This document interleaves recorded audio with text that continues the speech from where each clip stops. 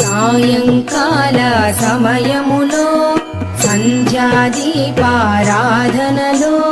వచ్చును తల్లి మహాలక్ష్మి, వచ్చును తల్లి వరలక్ష్మి. కాళ్లకు గజ్జెలు కట్టింది, మెడలో హారము వేసింది, పిలచిన వెంటనే పలికింది, అడిగినదంతా ఇచ్చింది. సాయంకాల సమయములో సంధ్యాదీపారాధనలో వచ్చును తల్లి మహాలక్ష్మి, వచ్చును తల్లి వరలక్ష్మి.